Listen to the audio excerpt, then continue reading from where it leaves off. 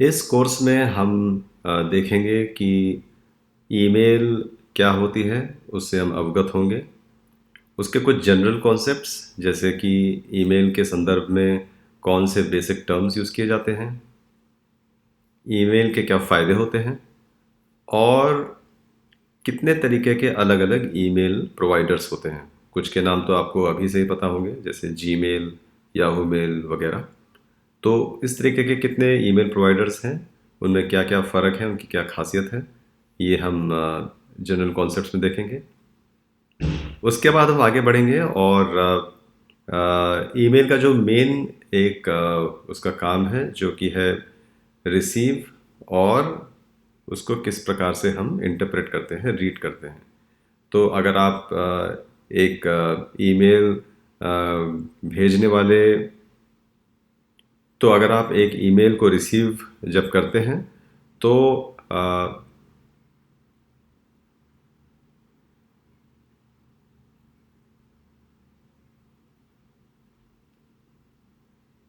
उसके बाद हम चलेंगे अगले सेक्शन में, जहाँ पे कि एक ईमेल अकाउंट को हम कैसे रजिस्टर करते हैं।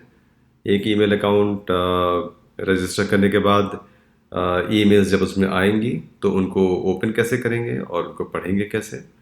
और एक बहुत ही ज़रूरी चीज़ है ईमेल्स में, जो कि एक अटैचमेंट होता है। उस अटैचमेंट को हम किस प्रकार से मैनेज करेंगे, कैसे उसको ओपन करेंगे, कहाँ सेव करेंगे, कैसे पढ़ेंगे, ये हम इस सेक्शन में देखेंगे। उसके बाद हम चलेंगे ईमेल की कंपोजिशन और उसको कैसे भेजा जाता है। ईमेल कंपोज करना, जैसे चिट्ठी में आप पेन से लिखते हैं, उसी तरीके से ईमेल कंप्यूटर पे कंपोज करेंगे। तो उसके बारे में हम थोड़ा सा जानकारी हासिल करेंगे। एक नई ईमेल कैसे कंपोज की जाती है, उसमें अगर हमको कोई फ़ाइल अटैच करनी है तो वो कैसे करते हैं। और अगर मान लीजिए हमने कोई ईमेल बनाई है लेकिन उसको अभी नहीं भेजना है, उसको हम बाद में भेजना चाहते हैं, तो उसका ड्राफ्ट किस तरीके से हम बनाते हैं और उसको कैसे सेव करते हैं, ये हम देखेंगे इस सेक्शन में। इसके बाद एक और बहुत ज़रूरी ऑपरेशन, जो कि है रिप्लाइंग और फॉरवर्डिंग। कोई भी ईमेल आपके पास आती है तो उसका जवाब किस प्रकार से दिया जाता है, और उस ईमेल को अगर आपको किसी और से शेयर करना है तो उस चीज़ को, जिसको कि फॉरवर्डिंग बोला जाता है, वो कैसे करते हैं। ये फॉरवर्डिंग किस तरीके से होती है और रिप्लाइंग किस तरीके से होती है, ये हम इस सेक्शन में सीखेंगे।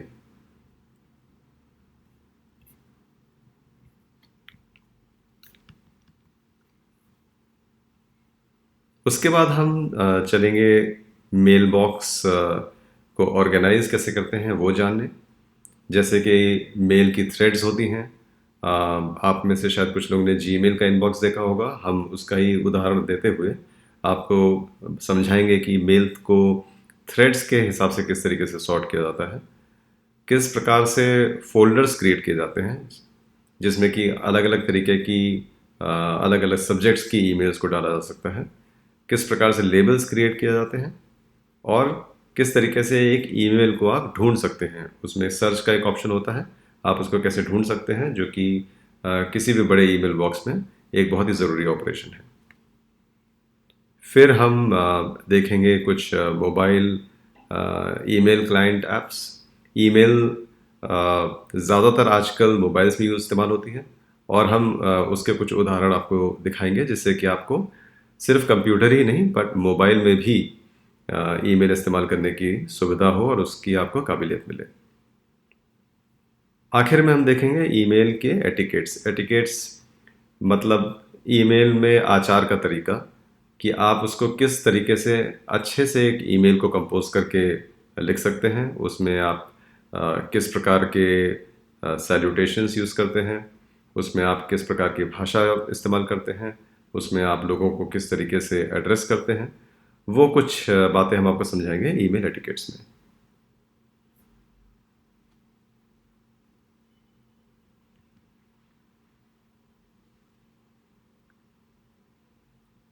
तो अब चलते हैं सेशन वन में, जिसमें कि हम ईमेल का इंट्रोडक्शन आपको देंगे और कुछ जनरल कॉन्सेप्ट्स के बारे में बात करेंगे।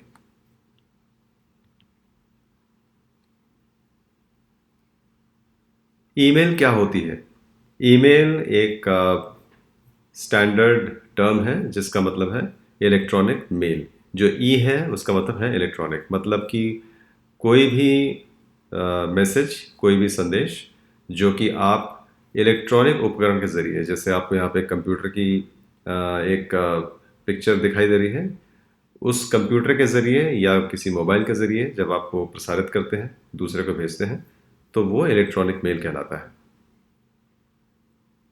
ये एक मेल लिखने का तरीका है जो कि इंटरनेट के ज़रिए ट्रांसमिट होता है।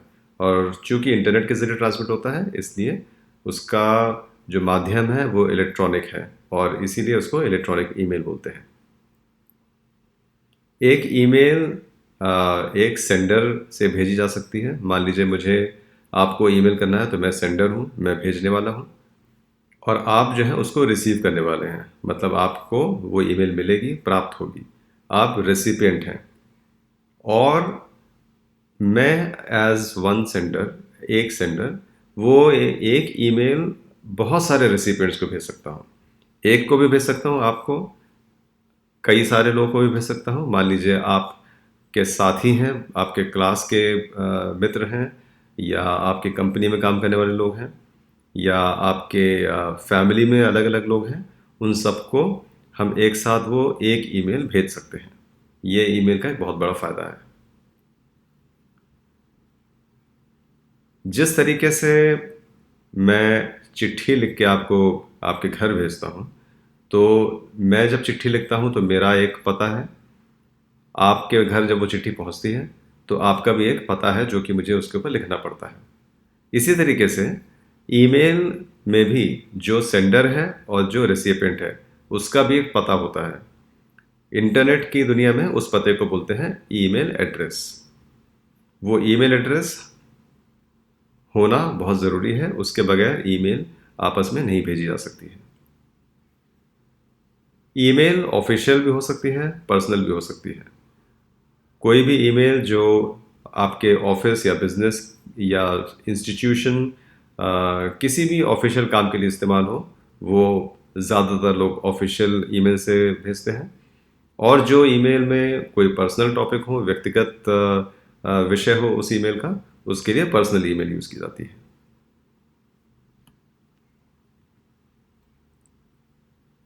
ईमेल के कुछ बेसिक टर्म्स हैं, एक शब्दावली जिसको हम बोल सकते हैं, और ये आप बहुत ध्यान से देख लीजिए, क्योंकि इन टर्म्स को हम नियमित रूप से इस्तेमाल करेंगे।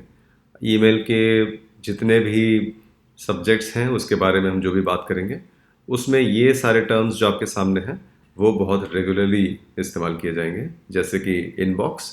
इनबॉक्स आप इमेजिन कर सकते हैं कि एक जैसे मेल बॉक्स होता है, चिट्ठी का डब्बा होता है, वही इनबॉक्स है इलेक्ट्रॉनिक दुनिया में। तो अगर मैंने आपको कोई ईमेल भेजी है, वो आपके इनबॉक्स में आएगी। इनबॉक्स वो फ़ोल्डर है जो कि आपकी नई मेल या जो मेल आ चुकी है और आप पढ़ भी चुके हैं, उनको स्टोर करता है।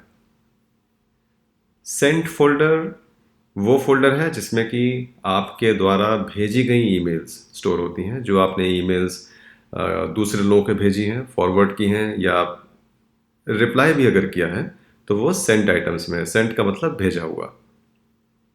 ड्राफ्ट जो है वो आपकी वो वाली ईमेल स्टोर करता है जो कि आप अभी लिख रहे हैं, मतलब एडिट कर रहे हैं, पर आपने उसको अभी तक भेजा नहीं है। आप उसमें शायद कुछ और मटेरियल डालना चाह रहे हैं, कुछ और संदेश उसमें अभी ऐड करना चाह रहे हैं, उस वजह से आपने भेजा नहीं है, तो वो आपके ड्राफ्ट फोल्डर में जाएगी। कंपोज का मतलब है किसी भी ईमेल को लिखना। कंपोज कंपोज का मतलब है किसी भी ईमेल को लिखना।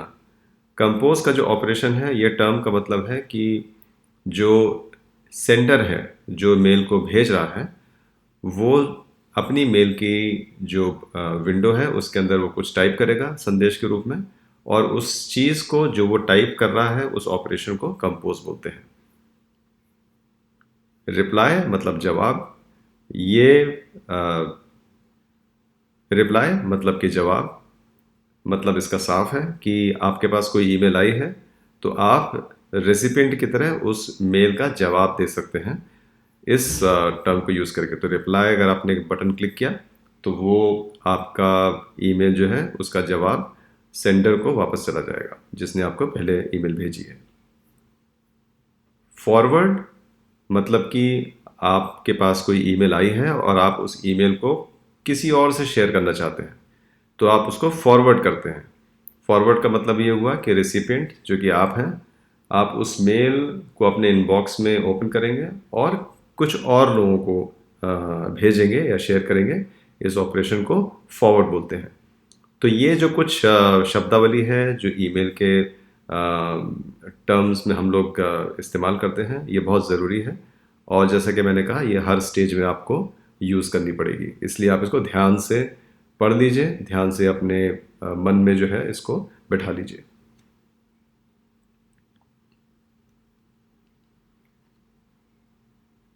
कुछ और टर्म्स, कुछ और शब्दावली जो कि उतनी ज़रूरी है, जैसे कि टू रेसिपिएंट। टू मतलब वो होता है कि जिन लोगों को आप ईमेल भेजते वक्त एड्रेस कर रहे हैं। मतलब आप ऐसा सोचिए कि आपने जब रिप्लाई का बटन दबाया या फॉरवर्ड करना चाहते हैं, उसमें जहाँ पे टू वाला कॉलम है, टू का मतलब हुआ कि आप उस उन्हीं सज्जन से आप बात कर रहे हैं इस बारे में। तो ये वो रेसिपिएंट हैं जिनको कि आप ईमेल लिख रहे हैं। इसी प्रकार से एक और बॉक्स होता है जो सीसी होता है। सीसी का मतलब होता है कार्बन कॉपी।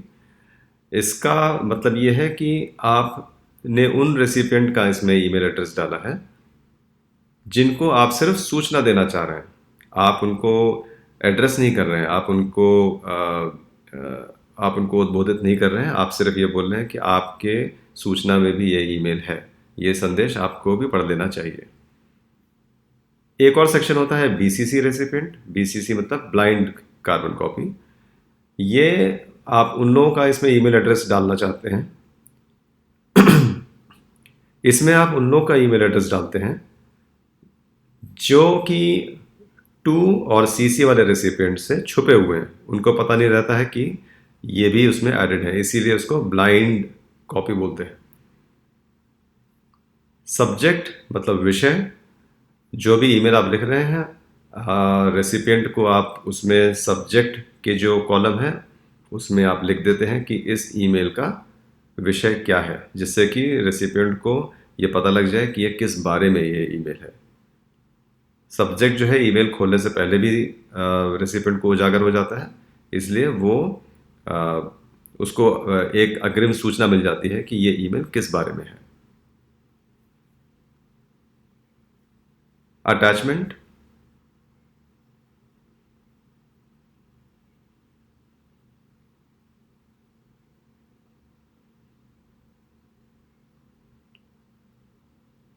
अटैचमेंट जैसे कि आपने कोई भी ईमेल भेजी, उसके साथ में कोई आप फाइल अटैच करना चाहते हैं तो वो अटैचमेंट कहलाता है। मतलब कि आपकी ईमेल के साथ साथ कुछ ऐसी फाइल्स जिसमें और डिटेल में कुछ सूचना है, तो वो एक अटैचमेंट के तरीके से जाती है।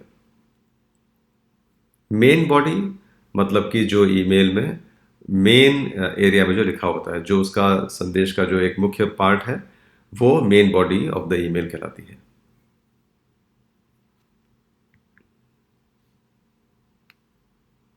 आप में से बहुत सारे लोगों ने जीमेल का इस्तेमाल किया होगा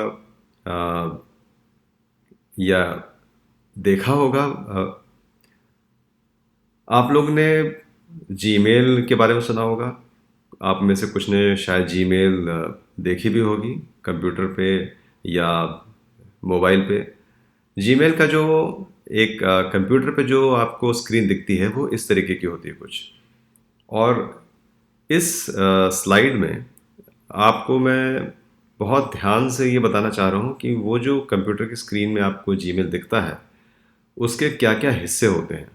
ये आप बहुत ध्यान से देखिए, क्योंकि जब आप जीमेल ओपन करेंगे अपने कंप्यूटर पे, उस दौरान आपको पता लगेगा कि यहाँ पे कौन कौन से पार्ट्स हैं इस पर्टिकुलर पेज के। क्योंकि यहाँ पे जितने भी एलिमेंट्स लिखे हुए हैं इन सब का कुछ ना कुछ रोल है, और ये सारे के सारे वही टर्मिनोलॉजीज यूज़ करते हैं जो कि हमने पिछले कुछ मिनटों में देखी, और उससे भी ज़्यादा कुछ नई चीज़ें हैं इसके अंदर। सो इस वाले सेक्शन में आप थोड़ा और ध्यान से देखिए कि इसमें क्या क्या चीज़ें आप नोटिस कर सकते हैं। हम ऊपर से शुरू करते हैं। आप जब जीमेल स्क्रीन पर जाएंगे तो ऊपर एक ये सर्च बॉक्स है जो कि बहुत ज़रूरी एक बॉक्स है। इसमें आप ईमेल के अंदर कुछ भी अगर सर्च करना हो, कोई ईमेल सर्च करनी हो या किसी सब्जेक्ट के नाम से सर्च करना हो, मान लीजिए कि आपके ईमेल जीमेल बॉक्स में बहुत सारे ईमेल्स हैं। कुछ ईमेल्स आपके स्कूल के हैं, कुछ लाइब्रेरी के हैं, कुछ आपके पेरेंट्स के हैं, कुछ आपके टीचर्स के हैं, कुछ एग्ज़ाम के बारे में हैं। तो आप सर्च में आपको जानना है कि हमारी दिवाली की छुट्टी की तारीख कौन सी है। तो आप सर्च में टाइप करेंगे दिवाली हॉलीडेज़, और दिवाली और हॉलीडेज़ आपके जिस भी ईमेल में इस तरीके के शब्द होंगे वो ईमेल सर्च के तौर पे आ जाएगी। सर्च और भी बहुत सारी चीज़ों में इस्तेमाल होता है। अभी के लिए आप सिर्फ ये देख लीजिए कि ये जो पार्ट है बहुत ज़रूरी है और ये ऊपर की तरफ होता है। ये जो है ये हमने एरो के ज़रिए जो आपको दिखाए हैं। जो दूसरा एरो है ये मेल के फ़ोल्डर्स का पार्ट है। तो जो ये हिस्सा है आपके जीमेल का, मैं इसको थोड़ा मैग्नीफाई कर देता हूँ। ये सब वो फ़ोल्डर्स हैं। आपने इनफैक्ट पिछले कुछ मिनटों में जो देखे थे फ़ोल्डर्स के नाम, उसमें से कुछ यहाँ पे हैं। इनबॉक्स है, स्टार्ड ईमेल्स हैं, जो कि स्पेशल ईमेल्स को आप स्टार कर सकते हैं, वो हम बाद में देखेंगे कभी। सेंट फ़ोल्डर्स हैं, ड्राफ्ट्स हैं जिसके बारे में आपने अभी देखा था। तो ये सब इस तरफ जो है फ़ोल्डर्स की लिस्ट है। उसके बाद जो मेन एरिया है आपके जीमेल स्क्रीन का, उसमें लिस्ट ऑफ मेल्स, जो भी ईमेल आपकी आ चुकी हैं वो इसमें होंगी यहाँ पे। अब ये तो नई ईमेल है तो इसलिए यहाँ ज़्यादा ईमेल्स है नहीं, पर इस एरिया में सारी ईमेल्स एक साथ आपको मिल जाएंगी। ये बॉक्स आप देखिए जो ये न्यू मैसेज करके लिखा हुआ है यहाँ पे, मैं इसको थोड़ा मैग्नीफाई कर देता हूँ। तो जो न्यू मैसेज है वो एक नया ईमेल है। अब उसके जो पार्ट्स हैं वो हमने पिछले स्लाइड में देखे थे, जिसमें कि ये टू है, टू रेसिपिएंट मतलब जिसको कि आप ईमेल लिख रहे हैं। सीसी रेसिपिएंट मतलब कि जिसको आप सूचना देना चाह रहे हैं इस ईमेल की। बीसीसी रेसिपिएंट मतलब कि उसको भी आप सूचना देना चाह रहे हैं पर आप किसी कारण से ये नहीं चाहते कि इनका नाम सीसी और टू रेसिपिएंट को पता लगे, तो बीसीसी रेसिपिएंट हो गए। सब्जेक्ट मतलब कि विषय ईमेल का आप यहाँ टाइप करेंगे। ये जो है एरिया, यहाँ पे आप main body of the email type करेंगे, मतलब कि ईमेल में जो एक्चुअली आप बोलना चाह रहे हैं वो यहाँ पे टाइप करेंगे। और ये सब करने के बाद ये जो बटन है यहाँ पे सेंड का बटन, सेंड मतलब भेजना, ये आप प्रेस करेंगे और उस जैसे आप प्रेस करेंगे वैसे ईमेल सेंड हो जाएगी, चली जाएगी। तो ये स्क्रीन में आपने देखा कि कितने तरीके के हिस्से हैं एक जीमेल की स्क्रीन में, जो कि अलग अलग काम के लिए बने हैं। सर्च, फोल्डर्स, मेन ईमेल की जो लिस्ट है जहाँ पे आती है, और एक नए मैसेज के क्या कंपोनेंट्स हैं।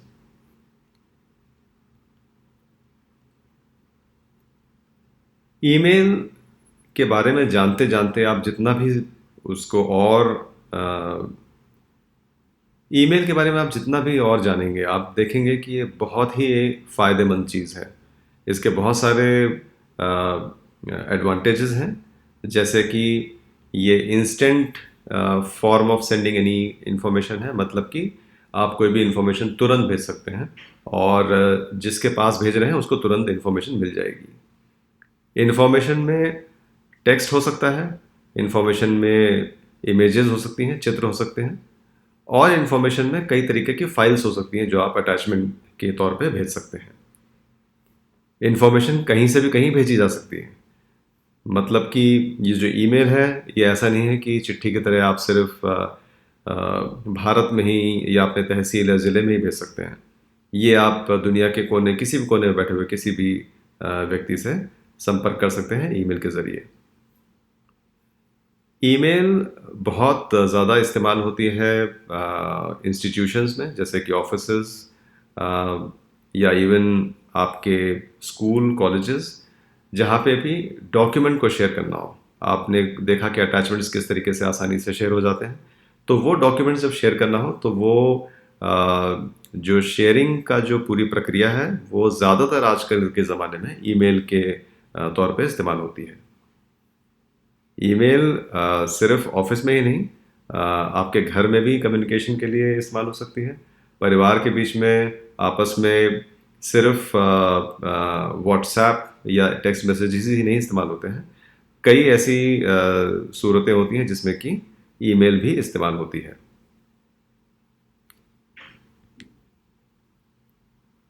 और अब देखते हैं कि ये ईमेल एक्चुअली देता कौन है, आपको कौन ये सर्विस प्रोवाइड करता है। अब जैसे आप चिट्ठी लिखते हैं तो चिट्ठी की सर्विस कौन प्रोवाइड करता है? वो है भारतीय डाक, इंडियन पोस्ट। या कभी आपको कुछ कोरियर करना हो तो कोरियर आप भेज देते हैं ब्लू डार्ट से, या कोई भी अलग अलग तरीके के कोरियर कंपनीज हैं, लोकल हैं, इंटरनेशनल हैं। इसी प्रकार से ईमेल सर्विस भी कुछ कंपनियां हैं जो प्रोवाइड करती हैं, जिससे कि जीमेल जीमेल काफ़ी पॉपुलर है। मेरे ख्याल से सबसे ज़्यादा लोग जीमेल ही इस्तेमाल करते हैं। लेकिन उसके अलावा भी बहुत सारे ईमेल प्रोवाइडर्स हैं, जैसे कि याहू मेल, प्रोटॉन मेल, आउटलुक.com जो कि माइक्रोसॉफ्ट की ईमेल है, AOL, और इस तरीके से और भी बहुत सारे ईमेल प्रोवाइडर्स हैं जिनके ईमेल के सर्विसेज और उनके सर्वर्स को इस्तेमाल करते हुए आप ईमेल कर सकते हैं। आप उसमें अपना ईमेल अकाउंट बना सकते हैं और फिर उसके ज़रिए आप दूसरे लोगों से संपर्क कर सकते हैं और उनको सूचना दे सकते हैं।